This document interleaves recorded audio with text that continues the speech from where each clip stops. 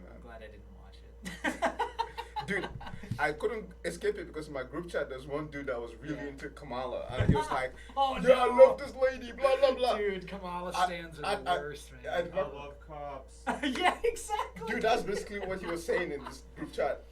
Yeah. But I think. cops, dude. Yeah, he was so pumped. I was like, "Damn, this man does not know."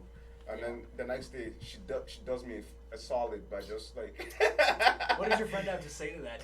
Did you like confront him? Funny enough, I think he was the one that posted the link. He's like, "Oh shit, she walked by where she said yesterday." I like, we don't see that coming. Yeah. Oh my god. Good stuff. Whew. Oh, should we turn the light on up here? The other one. Oh yeah. Nice. Oh yes. Oh yes. Bring up my email, the notes. Mic check 1 2. 15 minutes late this time. Yeah, that's not bad. I tried to pick him up a little bit earlier this time, but Yeah, sorry, I was 5 minutes late. No, you're good, man. It would Literally just go matter. out here. I've been getting ready the whole time. Oh, anyway. okay, cool.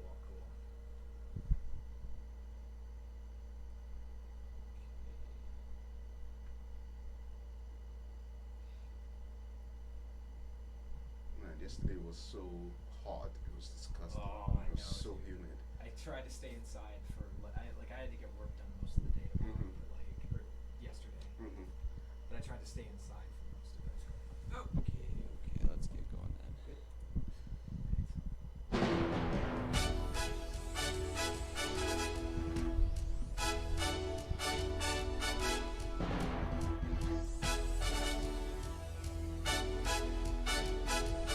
From Washington, the MikeLaughlin Group. Sharp minds. Sharp minds. The let's get it going. Let's get it. Minds sharp. You get it. We get it. Listened to this before, probably. Welcome to the MikeLaughlin Group. This week I'm joined by Omega Double A Mm-hmm. and Alex Hellberg. Hello, everyone. So let's get started with issue 1. The Chiron. Yeah, issue 1. They all look the same to me. Wednesday and Thursday, 20 candidates vying for the Democrats' presidential nomination took the stage in front of NBC cameras. The debates were moderated by Lester Holt and a number of other television personalities. Who came out looking good? Omega. I would say Kamala, Corey, Bill de Blasio, Tulsi, Elizabeth Warren. Bernie did not hurt his argument, basically. So, Alex, do you agree? Who looked good? I would say, I would say on a couple we probably agree. Like Kamala Harris definitely came out looking good, particularly for the massive dunk that she scored on Joe Biden. I think we all kind of enjoy, regardless of what you think of Kamala Harris. I'm not a huge fan in general, but that was pretty sweet to at least watch. I'm always a big fan of people who want to dunk on Joe Biden, so that was a good look. I think that yes.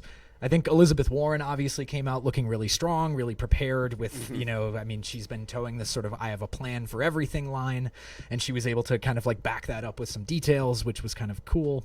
I think also one of the underrated, this might be a hot take, somebody who came out looking good on the second night of the debates, I think, was Marianne Williamson. And I'm not gonna stand her like to death, but I will say, like, I did think that, like, there were just some things that she said that, regardless of all like the orb stuff that people are talking about, she is, in tune with the cosmic forces of the universe, which is of course true. And that is actually like part of my very serious beliefs.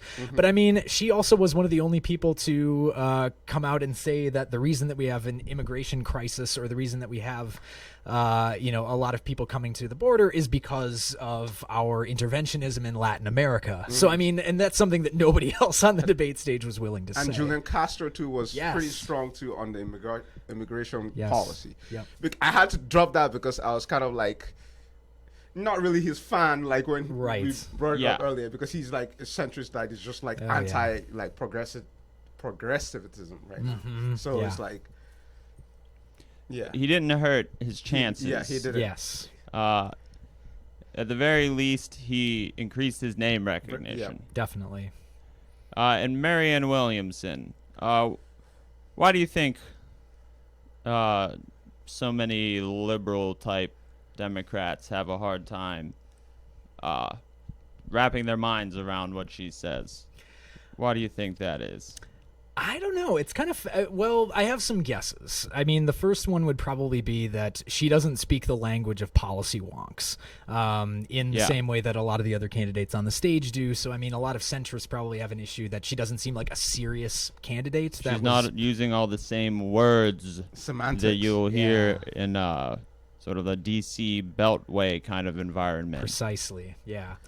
But I mean, at the same time, oh, sorry, Omega. No, I didn't mean to- go ahead. I didn't. That was I- your first point. So Yes, you said you had a yeah. couple. I think that the other one too is just that there are people who are not willing to. She has this kind of like weird way of looking at politics in a way that is not exactly this sort of like milquetoast neoliberal centrist incrementalism, and it's also not like a strict like Marxist style materialism or class based politics that you get from somebody like Bernie Sanders.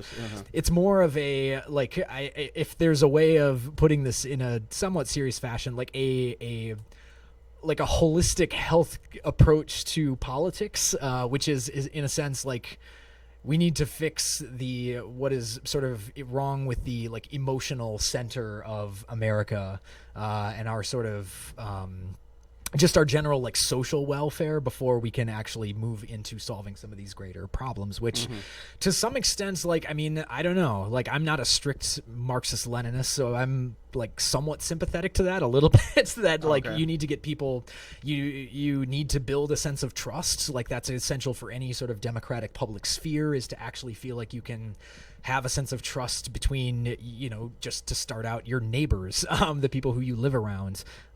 If we can actually like show love to the people who we live close with, who we have to interact with on a daily basis, I think that's largely a good thing, and that's something that's missing from American politics. She's got she injects imagination into her politics. Yes. Something that a lot of liberals seem to not be able to grasp. Yeah. Hard for them to think outside of their established normal beliefs. And Marianne Williamson challenges those. So Yeah. she, the initial reaction that I saw on the internet was derision. Oh yes. Yeah, she took a lot of flack on Twitter and other places. Omega. What was the question that I just asked? Marianne Wilson's got derided by Twitter. Yeah. Liberal Twitter. Yeah. To be honest, I can see why, because the apathy already settled in. To be honest, with the voters, so They're ready to just push Biden. So what does that say? Yeah. they're ready to push anybody, but people are gonna question the status quo. So Yes. so they're really set in their ways in that sense. One thing I learned also, like, I think it's like that idea when you're like in college, like after you're not in college for a while and then you're in the real world, and then your world sets in you as a person, you set in, you start figuring things out, you start seeing things differently. Right. Rather than being always in a bubble of where you were just that academic mind with a certain way of thinking per se. And then, when reality sets in, then you understand like, oh, the intricacies to how this works. And I think it's that type of barrier is hard for somebody in that type of position, like in the status quo, to figure out like, oh, because I've always been comfortable all this while, like I get my master's, I get my doctorate, and I get my, my good salary job with my friends that I've had for all years because of my because of my relationships and things like that. So nothing really changes that your view because you're always with that type of certain crowd. But then I think that would change to an extent, but I don't know. It's just really odd for somebody that would be considered very educated would be scared at the idea of actually democratic ways of solving structural problems to an extent. Well, and also the fact that like a lot of political problems do come from like a sense of personal aggrievement or things like that. I mean, that was one of the things that I think actually like was kind of resonant was when she, said, like Donald Trump didn't come out by saying like I have all these plans to do. I mean, he did say that he had some plans to do some pie in the sky like weird bullshit, but like he didn't come out saying like let me show you every single incremental step of my policy plan. Like he came out speaking to the sort of like heavy emotional aggrievement of like a certain part of the electorate, and that was why he has continued to be able to mobilize like a third of the American population in favor of like really horrible things because he's able to take that the precarity and the sort of fear that people feel and mold it into something that is I mean basically like a fascist energy. So in some ways like maybe I'll borrow a line from Scully of the X-Files and say I want to believe in the Marianne Williamson line of like you can actually harness the power of love in politics. I mean, why not? Yeah, why not? It's a long shot, but then again, so is like the prospect for human civilization. In this day and also let's not forget this power of imagination that has been Yeah. propelled at the American ingenuity in the 60s. Yeah. Kennedy invoked that, but at the same time. Around that time, there are people that are actually open to ideas such as the material aspect of it. Yes. That's the thing. People are very. The red baiting is so intense in this country. This are a few generations removed, to an extent. So I don't understand how this is still a seething issue. It's a material structural problem, and it's a top-down effect. It's not. You can literally Google this shit. Like, sorry for my language. You can literally Google wealth inequality. It's not against and the terms of service. It's fine. You can literally Google this stuff, and they'll tell you exactly how much the richest 1% own the wealth. And if that does not concern you, then I don't know. It's just really baffling to an extent that you can be so blind to that idea that no, nothing needs to be done in this aspect of society. Right. Like I don't know. It just and these are to the educated minds to an extent. So now what are we questioning? The educated person or because obviously the educated person has some sort of superiority complex that feels the person that is not really in tune with politics or reading or doesn't know some sort of history is worthless to an extent, which like most of the elites in power generally think of. So that's why somebody like Bernie would be considered off kilter or I don't know, weird but you have to address the issue. I don't know what's so hard for the actual leadership to understand that aspect of what the pain. So, which is leading to the part where you're talking about the power of love and stuff like that.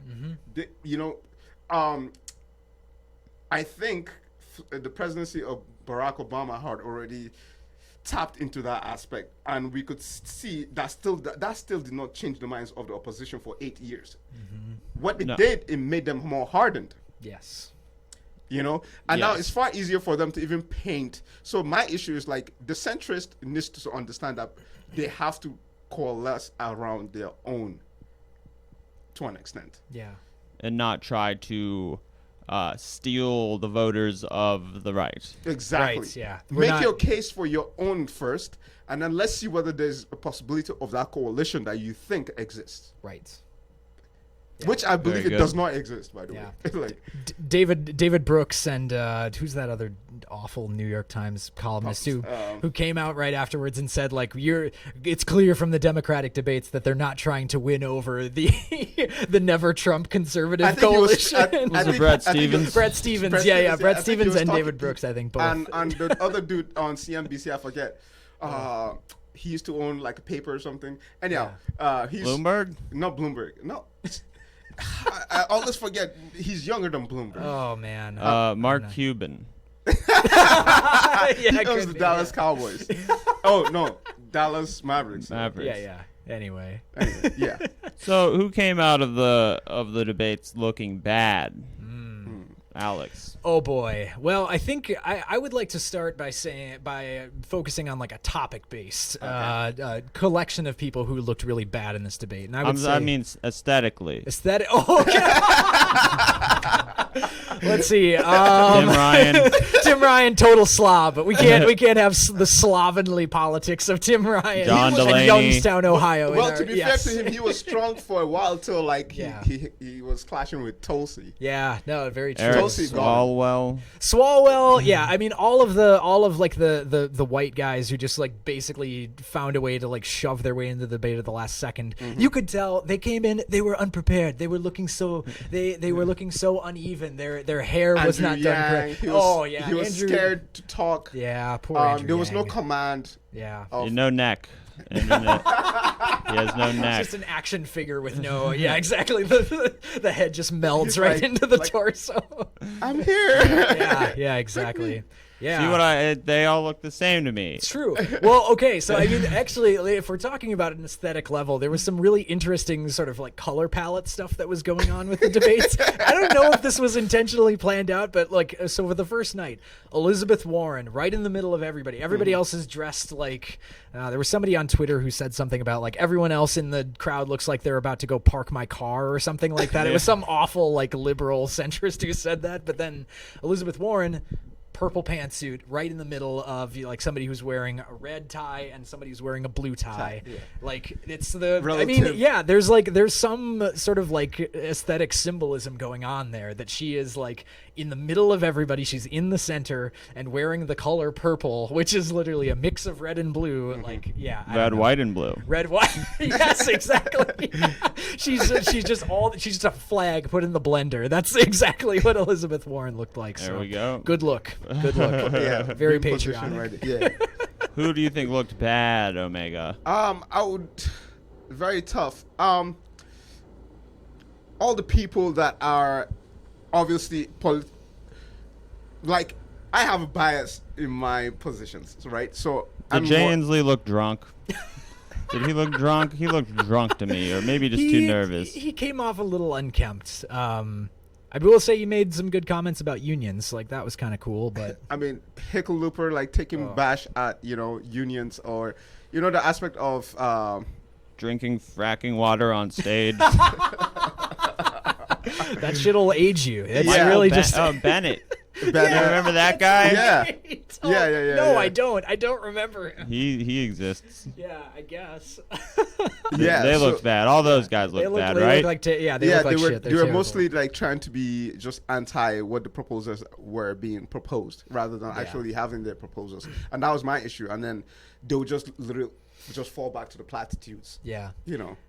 I think it's important to call out some of the people who specifically were like, because something that was discussed a lot in the debates was of course Medicare for all and healthcare as kind of like a broad-based topic. There were some people in those debates who came out like who came out either like skeptical or against the idea of something like Medicare for all, who I think like just they looked horrible doing it, and I think it was almost like they knew it as the words were coming out of their mouths. So like you could almost like see the pain in Pete Buttigieg's eyes as he said, "Medicare for all who want it." Like, he looked real bad. It was a bad look. He looked horrible. Beto O'Rourke. Pretty much the whole time. He did. But he has a lot of followers like Pete, which is interesting because right now he's having a lot of actual local problems in Indiana that he has to actually be a leader. His post-debate numbers have gone down pretty much in any poll. Yeah. Oh, I did not know that. His poll numbers were being affected.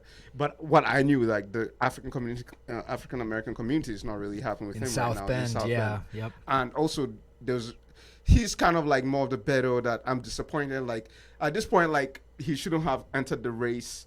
But politically speaking, he's more of like Mike Pence, because Mike Pence couldn't have been able to get any other position after being a governor in Indiana. So he just realized, let me just coalesce to power, and then he became the vice president for Donald Trump. Because I mean, that's really sad for somebody like him to want to be Donald Trump, but at the same time, you kind of I mean, the Republicans are always in that gray area of really questionable characters. Oh, yeah. So, Yeah. So of course, he just reminds me. His character is just like Lindsey Graham, like you go to the alpha dog of the party type of thing. Yeah. So, but anyways, I digressed. The point I was trying to make: somebody like him wouldn't have been able to, get a Senate, or a House,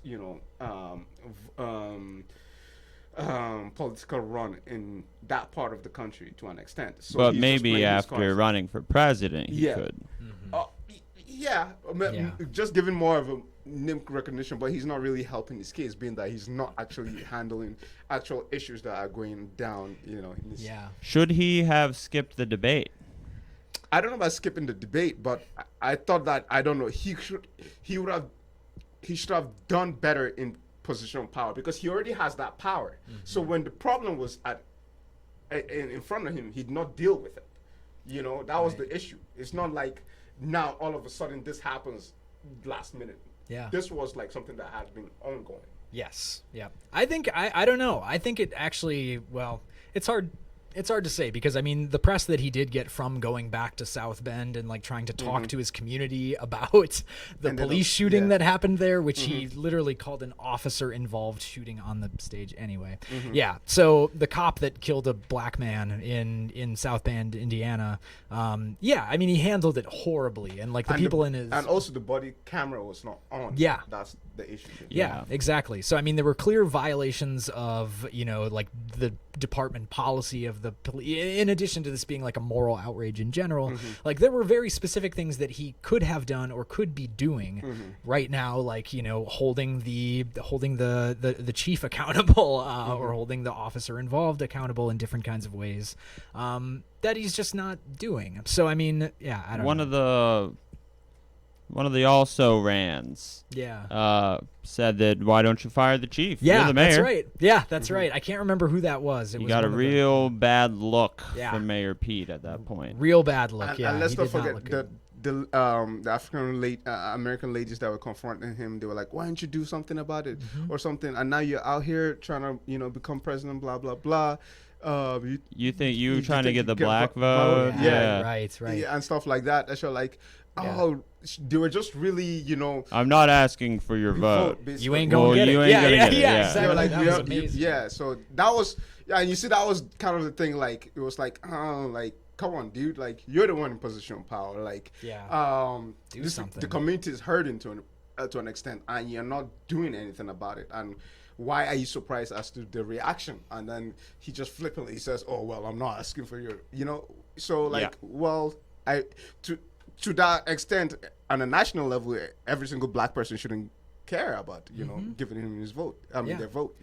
And this is something. I mean, I think this is a point. I'm sorry, I didn't mean to cut you off. No, it's fine. I think this points to like a broader trend that we need to keep in mind as we're watching the debates, which is to not just listen to what these people are saying in public, because of course it's a debate stage. They know that this is a performance. They know that they have to say the right words or whatever to get to rally people around a message and things like that. But like, pay attention to what these people are actually doing. Pay attention to what they have done and who historically they have aligned themselves with, because I think that'll tell you a lot more about candidates who are in this race currently than anything that they can say on the debate stage will. Yeah. Mayor Pete acts like he doesn't have any control over Yeah. the situation. Yeah, When asked if there would be any consequences for the officer, he said there's no evidence that shows that the officer will be reprimanded. Because the body cam was off, so there's no evidence. Yeah, Yeah. of course.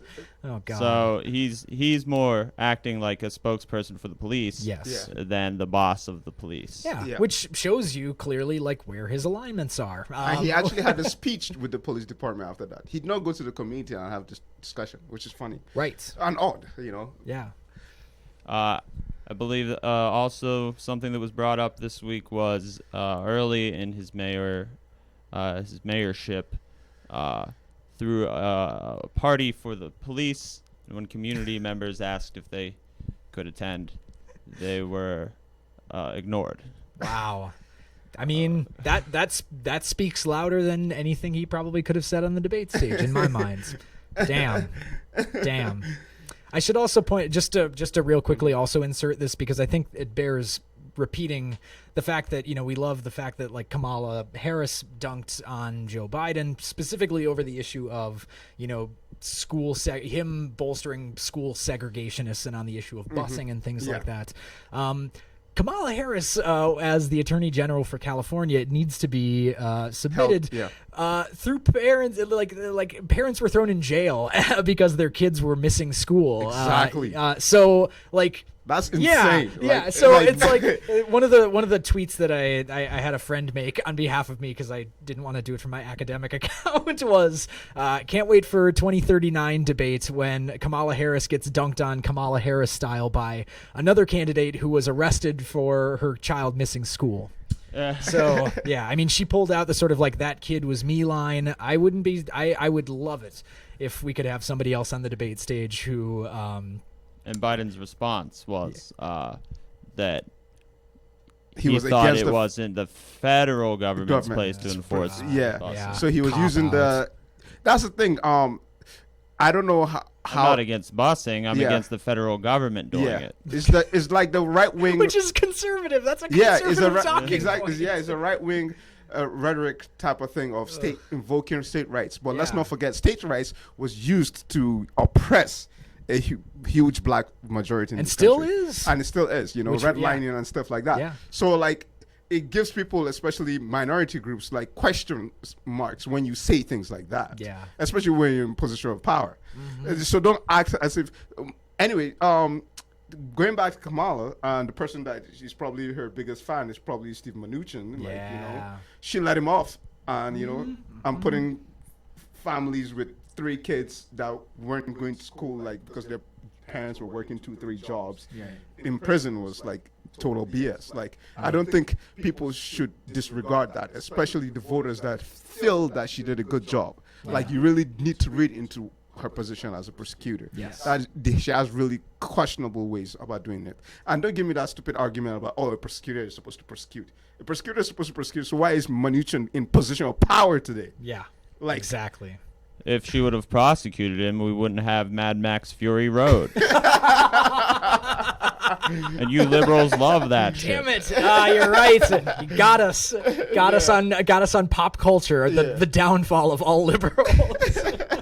All these women, and Mad Max barely says anything in that movie.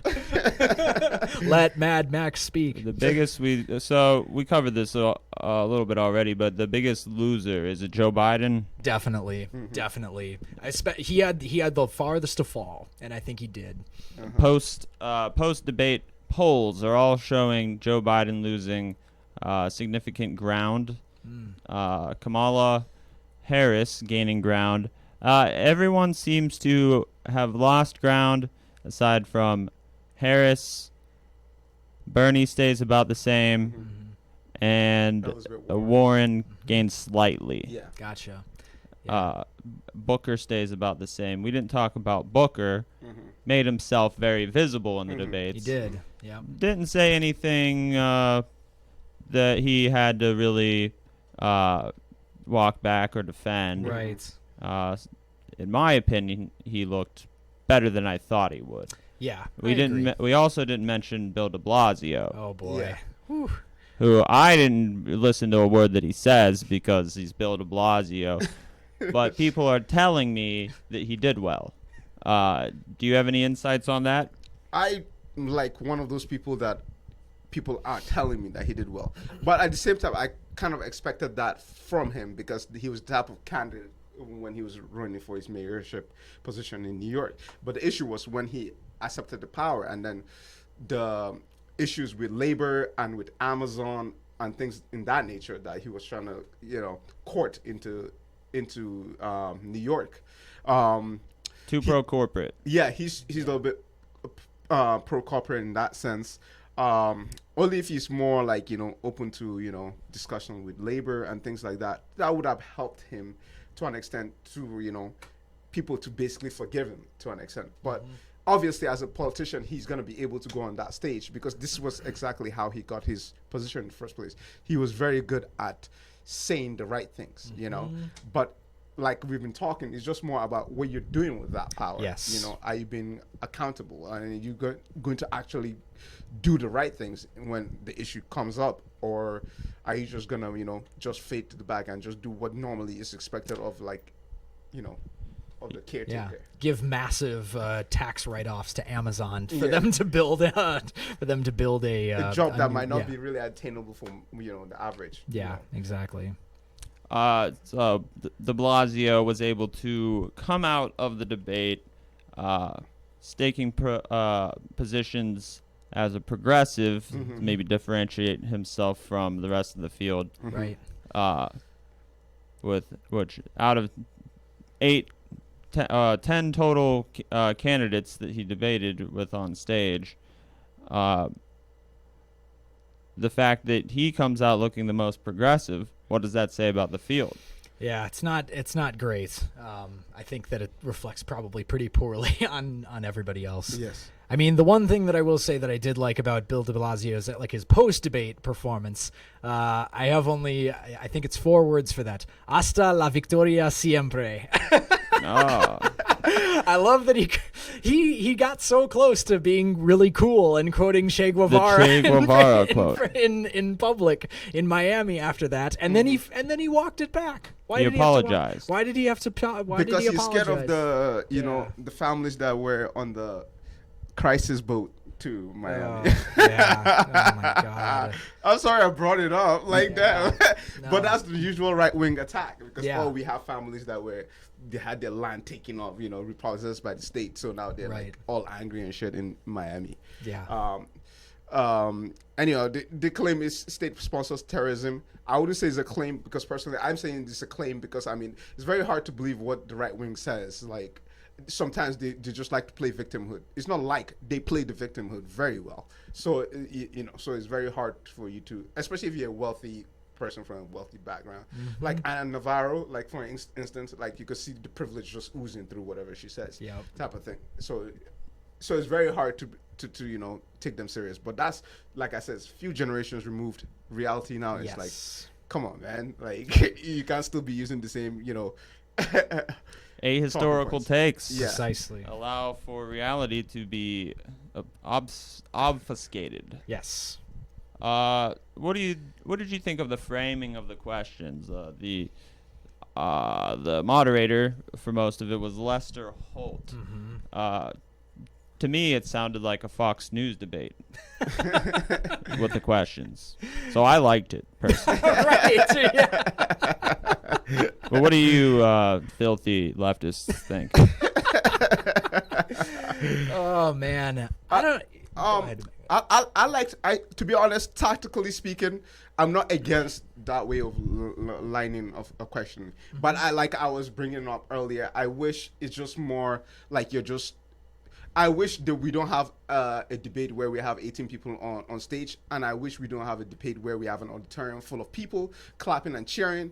I wish it was just more in a presidential debate we talk about issues. So we could have done this if since most of these corporations, media corporations want to make money, in a month could have used 18 days of a month and had a BBC News night type of one-on-one interview with a candidate once a week type of thing, or twice a week.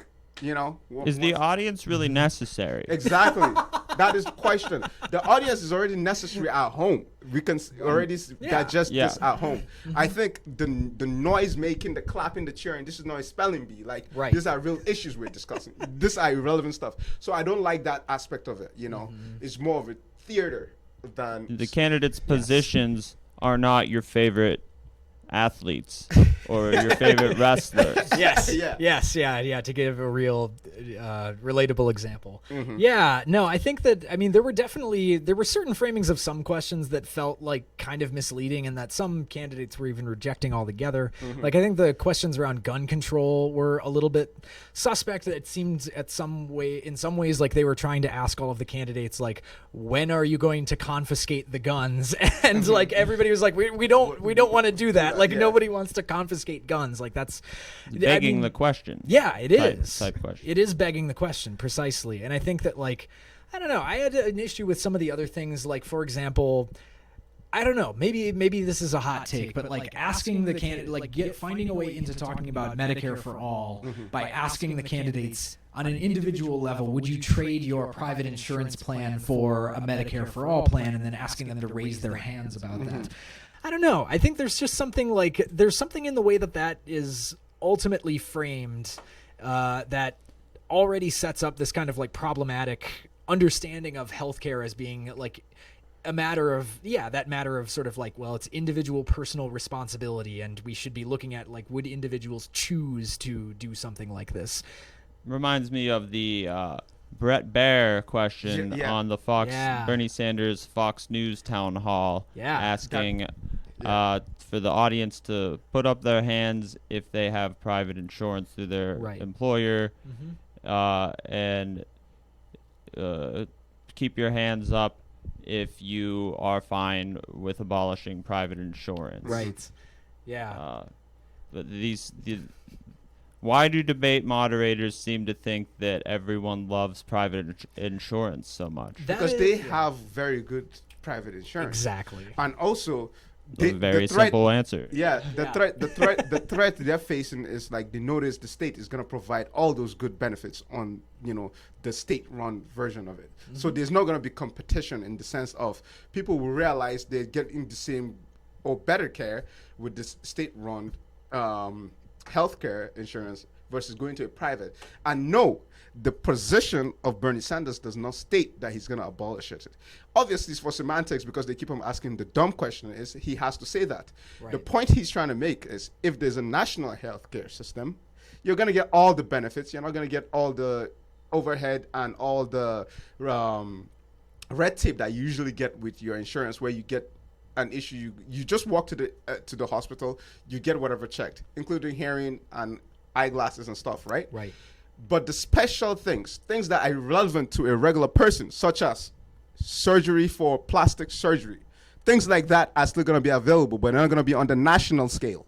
They're just going to have private insurance doing that. Private insurance becomes a luxury commodity. Yeah, it's a luxury commodity. So people that are already bitching about, we like your experience, you're still going to do that.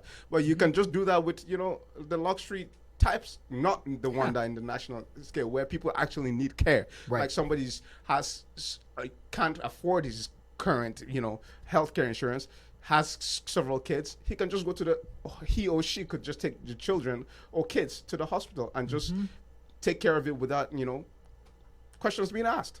Right. Simple. Like, I don't know what's so hard to get over this. Yeah.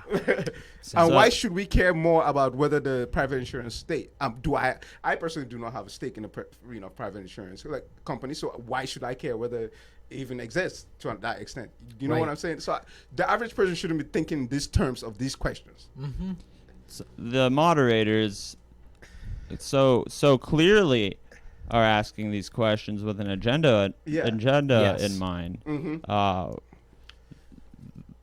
The debate moderator should be an impartial, just that, moderator. Right. And not really try to push the discussion one way or another, but fact check the answers. Right. And keep the questions and the responses rolling. Right. Right? Right. So I think we can all agree here that the framing was a bit iffy. Yeah, it was skewed. My last question, we already touched on this a little bit about the de Blasio quoted Che and then took it back. I was going to ask, is that funny? I actually did not see it. So I'm pretty sure it's funny. Like him, I'll think, because he's just making like a Marxist joke. Like it's like attacking the rape baiters, basically. Right. Yeah. Yeah. Definitely. Yeah. Yeah. I don't know. I mean, I think it would be funny if I didn't believe in that phrase. But no, I do think that it was funny. I think it was funny just in the overall irony that he had to walk it back after like pretending to be like the most progressive one on the stage, and then it's like, oh no, I went too far. Like, yeah. We can recognize the limits of a Bill de Blasio in the fact that he did that. About 3 years ago, de Blasio was considered to be the head of of a new progressive generation of politicians in America. And does anyone still think that? Probably not anybody living in New York, at least.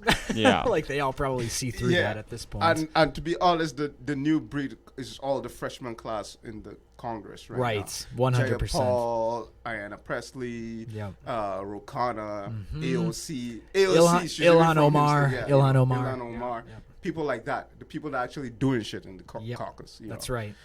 Actually picking a stance and making that stand, not the one that, they're going to go kowtow to whatever interest comes their way. Right. So you're saying de Blasio is good at presenting himself as a progressive. He's like Cory Booker. Yeah. Yep. Yeah. Actions always speak louder than words. Yep. And that's no exception here. Next issue.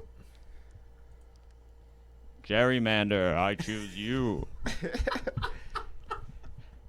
In a narrow decision, Thursday, the Supreme Court voted 5-4 against their ability to strike down gerrymandered election maps. This decision will keep in place extremely gerrymandered election maps in North Carolina and Maryland, effectively leaving control and approval over gerrymandered maps to the states and keeping the federal government out of it. What does this affect? Alex. Well, I mean, it's a big check in the win column for Joe Biden, who believes in the federal government should not have any say in states' rights. So they shouldn't bus. Thank you, Joe. Enforce Good busing. job. They shouldn't enforce gerrymander reform. If you read the dissenting. No, opinion? what's the opposite? The prevailing opinion. Some shit like some that. shit like that. Majority. The majority. Yeah. If you read the majority of the majority opinion, they actually cite Joe Biden and his debates in the debate performance that you saw on Thursday. John Roberts. Common ground. Right? No, I'm just kidding. Yeah, that's Hey, not true. Don't fact check. chide on common ground legislation here. Yeah, fair enough. Fair enough. No, I mean it's horrifying. Obviously, Yeah. like I mean this is the kind of thing where I mean the GOP has obviously been using partisan gerrymandering as a way of basically like rigging or stealing elections because let's just be real, like they don't have enough of a popular base to actually win them anymore, given a truly like fair districting. So I mean, yeah, it's clearly like it's unbelievable that the Supreme Court wouldn't be able to see this for what it is. I mean, that's being generous, saying that they might have some kind of like partisan lean of their own on this. Well, in the majority opinion, Roberts stated that gerrymandering was incompatible with democracy. Right. Yeah, exactly. But it was more of I'm guessing, I haven't read the opinion, but it's the distinction that he made was on the basis of it's not for the federal government to decide what the state does with its maps. Yeah, The federal justice system. You couldn't determine what the federal government's role would be. Right.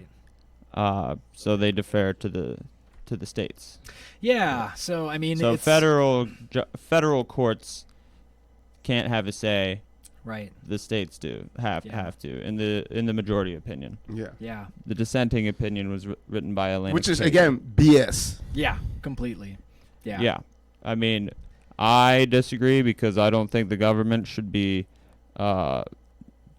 interfering in state elections. But that's just me because I'm the conservative on the show. You have to say that.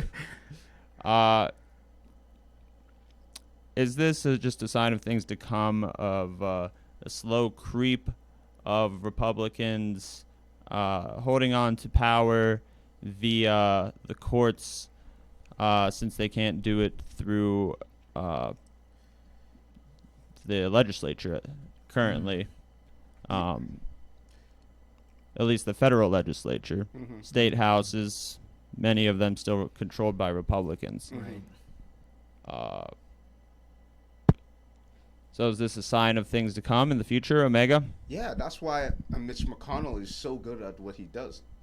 I've always been the belief for the past 8-10 years he's the most powerful politician in the country because he just knows how to do this thing. Yeah. So when you hear people making those stupid arguments that Nancy Pelosi or Chuck Schumer, they're like master legislators, also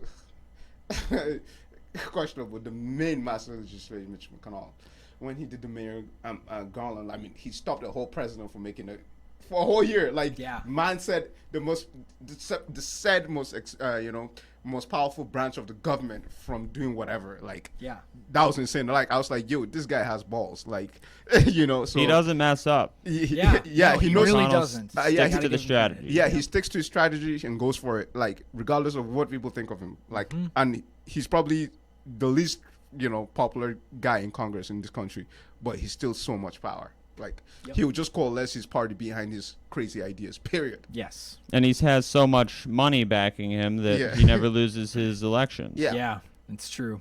Cocaine Mitch. What are we going to do about Cocaine Mitch? Yeah, that's why he's a tortoise. He lives for 100 years. I'm still out here, fam. Just drug-fueled, psychopathic Tea Party. He literally called himself the Grim Reaper. Like, no, I mean, he is like literally evil. I don't get how people don't.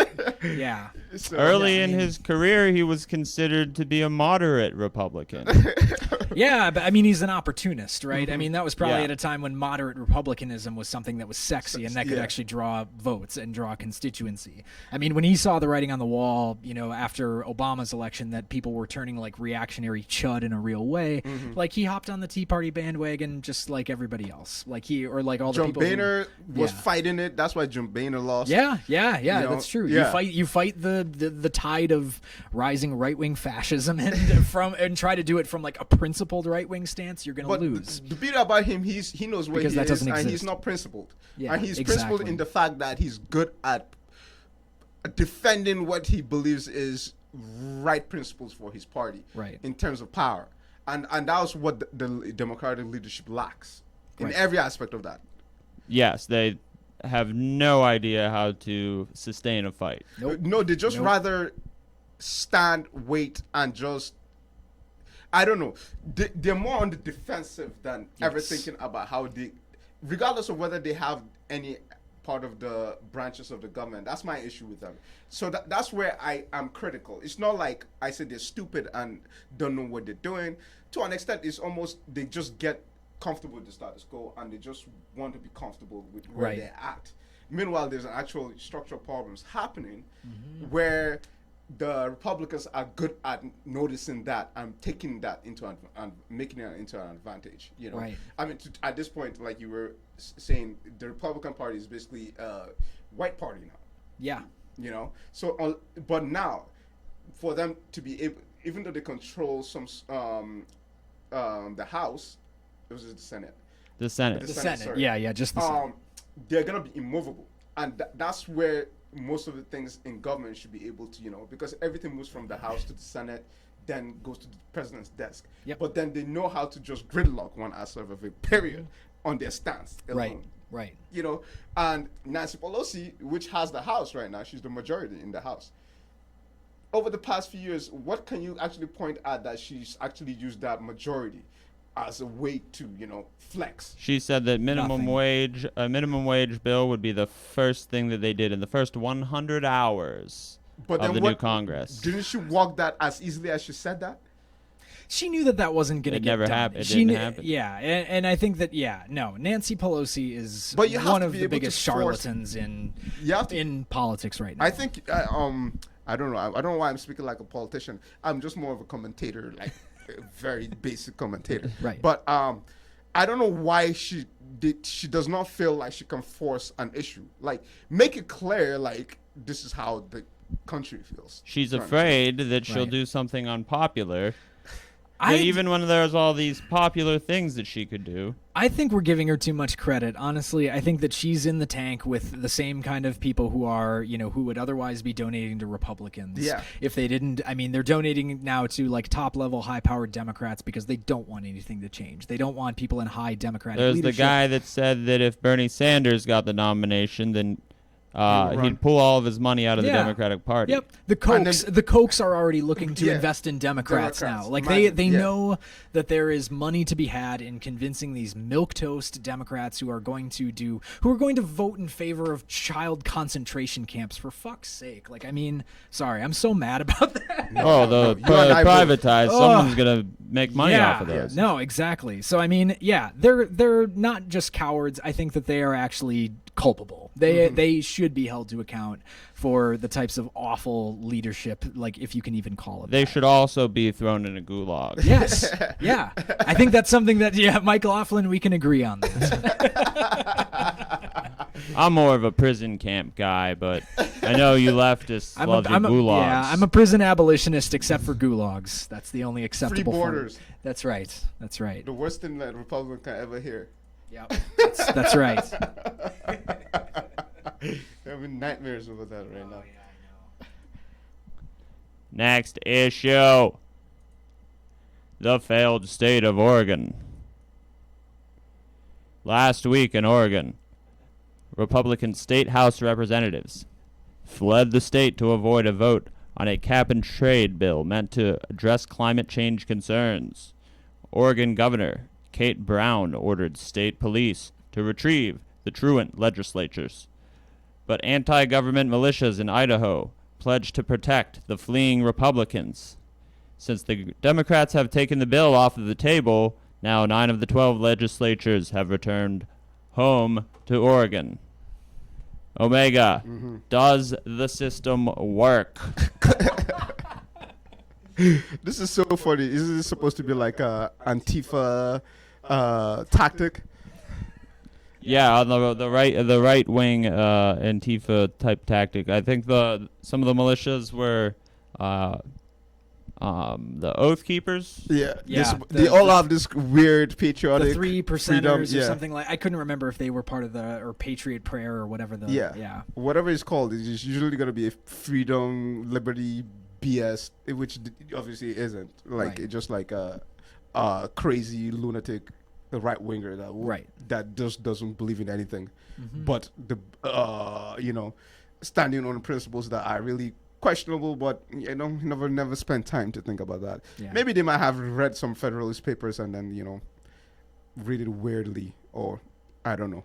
The Spark Notes, the Right. Federalist Papers. Yeah.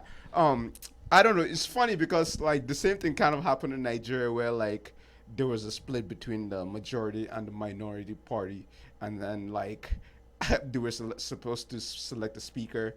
So let's say the Democrats split off, go and make their own Speaker of the House, vote on their own Speaker of the House with half of the members, and the opposition does the same thing with half the Speaker of the House. It's so funny because the opposition actually did it with like a statue of what's supposed to be the mandated constitution. It was really odd. It was just it's really odd. So like I don't know. Does the system work? Is what I'm saying. I don't know what. Why would you run away from a vote? I don't know. Like Because it was going to pass. Right. Yeah, Well, so but all. that's why you do not act like a lunatic and drive out of the fucking state. Like you know what I'm trying to say? This is not normal. Their strategy worked. No, and I will say something to the credit of like I will not badmouth the strategy right away because like and particularly it holds water for me because I mean I'm from Wisconsin. Oh, okay. I was training to be a teacher back in 2011 when Scott Walker was passing Wisconsin Act 10 or trying to force that through, which was of course stripping collective bargaining rights away from teachers and teacher unions. All right. What Wisconsin Democrats in the state assembly and in the state senate did was flee the state. They all fled across the border and had like a weekend away in Illinois or Iowa or wherever they were going. So I mean, this is a strategy that is not just used by right-wing psychopaths. Yeah, I know. The key difference here is about what this bill was over, which is climate crisis, right? So they are fundamentally fleeing this because they have a vested interest in, like blocking cap and trade, like making sure that the people who are donating to them are, still making like a nice fat bottom line. And in addition, the other big difference here too is that they're being backed up by militias, which is not something that happened in in the Wisconsin case. And So, I they're mean, also partially secessionists. yes, yeah, no, I mean they're like. We shouldn't judge, I think, the strategy itself, because I think in some ways that could be used as an effective form of civil disobedience on the part of some. However, the way that they are, like, the thing that we can criticize is the basis upon which they're doing it, which is, in Wisconsin it was, we want to protect worker power for our teachers' unions. In the case of Oregon, it's, we want to protect ourselves, and we want to, basically do this big flex on everybody to say, like, look at all these, like, right-wing psychopaths who we have behind us. You will never be able to defeat us because we have, like, our own private police force who's willing to commit acts of potentially horrific violence on our behalf. Yeah. There's a movement in Eastern Oregon to split Oregon and Washington into new states, where Eastern Oregon and Eastern Washington becomes a new state called Liberty. Just plain Liberty. Conservative controlled, because that's where the conservatives live, in those two states. And then the west parts of Oregon and Washington will form a new state as well, and that can be the liberal state on the coast. So this is the plan of Matt Shea. I think that the leading Republican in Oregon State House, also probably one of the most controversial of any politician in the country. Yeah. I think people with those type of ideas are mostly end up being more on the extreme side of being segregationists to an extent. Yeah. Because you just want a specific, neighbor or a specific lifestyle to an extent that they only want to perceive in their immediate surroundings to an extent. I'm pretty sure they floated this idea a couple of years ago in California also, if I'm not mistaken. Yes. Yeah, that's all. It's still, I think, I mean, it's something that is still talked about, and in Texas and other places like that too. And it's because of that loss of power, and demography is not, demographically speaking, is not. They do not have something they're proposing that actually affects material issues for people. Right. So they don't know how to appeal as a party anymore. They can't win by the current rules, so they try to change the rules. Yeah, that's kind of what the latter half of the show is focused on. Democrats don't really do that. Right. Democrats try to play by the rules. They think the people will respect them more if they play by the rules. People do respect them, but they just don't know how to appeal to actual, I don't know. They still try to figure out how to appeal, which is far easier because people are actually on their side. It's just that they're not on the side with the people, if that makes sense. Yeah. And the lower information voter might be more willing to support the more extreme side in this Oregon fight. Right. Because the American people don't trust power structures, typically. Right. So they see someone in the government who fights the government. Yep. And that's why Matt Shea still gets elected. Wow. Yeah, I mean it's the whole state splitting proposal just seems like incredibly, I mean they all seem kind of foolish to me, but like for Washington and Oregon specifically, like they're actually willing to give up the coast in that deal, because like what economic center do they have in Eastern Washington? Really? Like that's what it is. What is that like Spokane, Washington, college town, Gonzaga University. There you go. I guess yeah. It's all about eds and meds. But yeah, I mean, you give up the economic powerhouses of like a Portland, a Seattle, everything else on the West End. I mean, yeah, okay, good luck. Matt Shea was the guy who spread the theory that there would be that day last year where Antifa were all going to initiate some sort of nationwide plan. This idea came from Matt Shea. Yeah, this is the same guy. Obviously those plans just transpired under his leadership with this crazy right-wing freedom, whatever. Yeah, they're called yeah, right now. exactly. Isn't that Yeah. odd that usually when they come up with these ideas actually happens with their own side? Yeah. politically? Like, isn't that really odd? I think they call that projection. Projection. Yes, yes, yeah. Thank you. Thank you, Sigmund Freud. Oh, boy. So, is Oregon a failed state? Oh boy. Well, the legislature can't function. Yeah, I mean, yeah, and I mean, They can't even have a vote. That's our whole government is based off of Yep. the legislature voting. Right. Yeah, I mean, to some extent, I think it is, and I think that that's by design, right? Like, I mean, that's the whole. This has always been kind of one of the big paradoxes at the center of Republican governance is that they like to say that government is ineffective and then go forth and prove that it is. Like, basically, they like elect me so I can make it less effective, you know, so I can like go in there and you know, what they say is like, I just won't legislate, like I won't, you know, exert any more control over your life, yada yada yada, and then what they end up doing is making it so that like no reforms that actually help people get past, everything gridlocks except for, you know, of course, sliding through the policies that are going to benefit the people who are lining their pockets. And so I mean, it's a nice little closed system that they have going. They say that government doesn't work, and then they prove it by getting elected and doing just that. Yep. Any other questions here? Oh, yes. Should this raise federal concerns of state politicians not doing their jobs? Perhaps with the FBI, with government officials accepting protection from right-wing militias. This is something the FBI would worry about in the past, but does the current FBI? Yeah, currently it's currently probably not no. under their purview. They don't even follow like homegrown terrorism as much. That specific department was like basically like you. One of the mentioned, first things to go in the Trump. Yep. Exactly. Yep. So like that was the point that he just made. Basically, they Right. just halt everything that's supposed to function properly. Right. That doesn't function anymore. Yeah. And it's thanks to people like that, you know, the militias that believe that they're fighting some inherent good fight against the state. Right. I'm sorry, we're not in the 1760s or 1776 or whatever. Right. Like we're in the 21st century. Those type of issues are not our problems anymore. Right now, we should be thinking of actual structural problems and things of that nature. There are different ways to fight the government.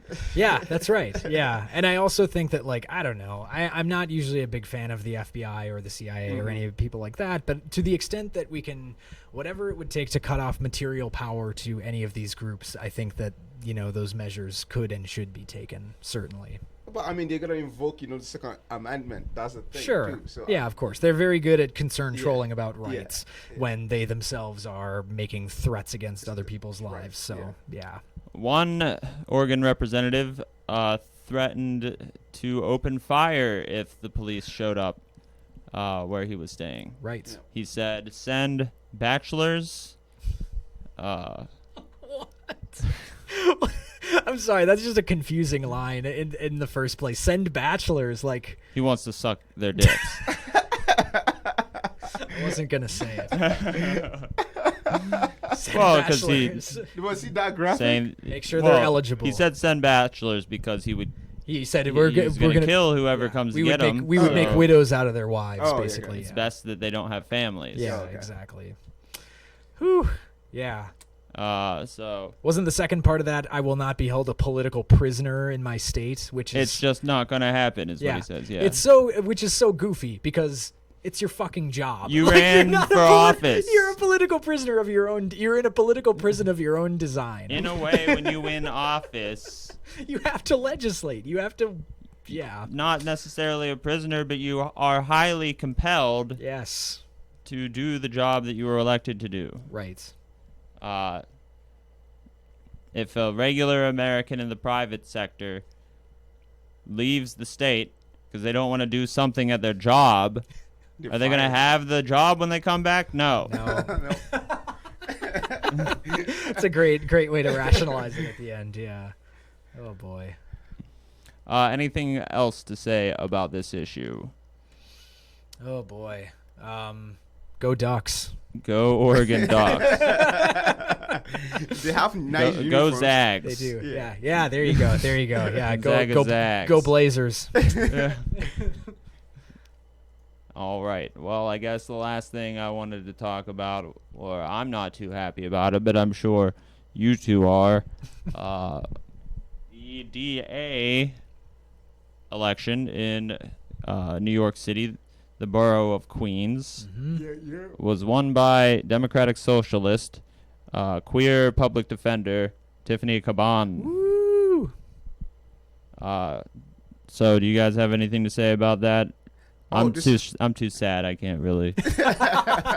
You should cry more. That's what I have to say. Oh, Yeah. this is good because I mean, finally, someone with that type of not ideology to an extent, but someone from a minority background actually gets in position of power that hopefully will be able to, fight for actual, structural problems. And it feels She's a prison abolitionist, is she not? Yes. yeah. Yes. And also unfair policing, unfair jailing, and things in that nature. Paying Sentencing bills, reform. Yes. Sentencing reforms. Which is going to help a lot of, working class of all backgrounds. So, Yeah. especially in New York, because it's like far concentrated that the working class are suffering from the landlords to their jobs in Yes. terms of labor laws. So this is a good move. Yeah. And Queens was never the richest borough. Yeah. Yeah, exactly. I don't know. Yeah, district attorney races are hugely important. I mean, even in. Wait, are we're in DC, right? We're in Washington. Washington. Okay, well then in the not too far away city of Pittsburgh, they had a DA race recently where we ran Teron Jenkins, somebody against the currently entrenched political machine candidate here, and yeah, I mean we got the DSA chapter in that city also got had some internal push back and forth about it for a number of reasons, but a lot of which centered around the issue of yeah, but also about why are we electing a top prosecutor in the city? Isn't this part of the prison industrial complex? Aren't we just saying that we are supportive of the law enforcement system as it currently exists? To which I would say no. I mean, district attorney races are still important because if you aren't running candidates in that position, then they always have the ability to do more harm than good, right? I mean, there is a certain harm reduction, even from a very far left standpoint. There's a good argument to be made for electing district attorneys, people who are going to work towards things like prison abolition or towards sentencing reform, things that can tangibly make a difference eliminating in people's cash lives. bail. Eliminating Yes, cash the- bail, the DA absolutely, in 100%. Philadelphia is Yes, really good. Larry Larry Krasner. He was the first Oh. one. Yeah, and he did that, and he's doing Yes. that pretty well in Philly. Yeah. and I think that's the type of framework that the DSA are working with. Yes. So hopefully we'll be able to get that here in Pittsburgh. But Yeah, maybe someday. Well, there is I know there is someone running against Steven Zapala from an independent running as an independent I in saw the general. in the general. Oh, Yeah. okay. I didn't know that. Yeah. I hadn't heard about that. a couple of weeks ago I saw their signs. I'm just trying to remember. I forget her name. Yeah, is it Irina? No, it's not. Can't. I'm not gonna. We'll tell everyone next Put it in time. the show notes. Yeah. But yeah, so all that to say, DA races are important. The fact that Tiffany Caban got elected is huge. It's very good. And it was tightly run too. It Yes. was she won by a percentage point. Yep. Very close. Yeah. Very there close. were somewhere around 5 people running, and the thing that had to happen happened, and it was a grassroots Yeah. campaign. Joe Crowley, who lost against Alexandria Ocasio-Cortez Was in supporting the same area, supported the second place candidate. Right. Are we seeing more and more the old guard of the Democrats losing their grip on power? At They least were never very good at power to begin with. Yeah. Right, precisely, which is why when people with bold ideas come in, they win, right? And I mean, we should be clear, like, to some extent, this is happening a lot right now in major metropolitan areas where there is like a big left flank, and yeah. people who you can turn out in great numbers to, you know, actually knock on doors and do the other kind of like grassroots political work that's needed for an electoral campaign. That's not to say that it couldn't be scaled elsewhere too, right? Yes. Chicago is a good example of that. Yeah, absolutely. Michigan. Yeah. Definitely. So the left is figuring out ways to take power in larger cities. Yeah. But it still remains to be seen if that is translatable to rural, smaller cities. Hopefully not. Hopefully, yes. Well, that seems to be the end of today's discussion. Alex, anything to promote? Sure. I have a podcast called Reverb. That's RE:VERB. We are a podcast about politics, culture, and language in action, run by graduate students at Carnegie Mellon University.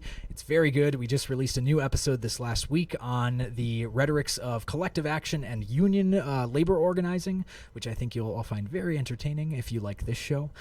So you can check us out if you just look up Reverb on any of your podcast apps, Apple Podcasts or iTunes, Android, Stitcher, any of the platforms we're on them. You can also find us on Twitter at ReverbCast. That's REVERB_CAST. Excellent. A very good podcast. Helps me understand the thoughts of my enemies. Omega, anything? No. Nothing this week. Peace. Well, we thank you for watching, and until next week, bye-bye. Bye-bye. Bye.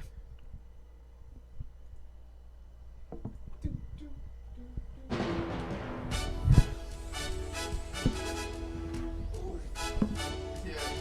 I thought it was going to be that long.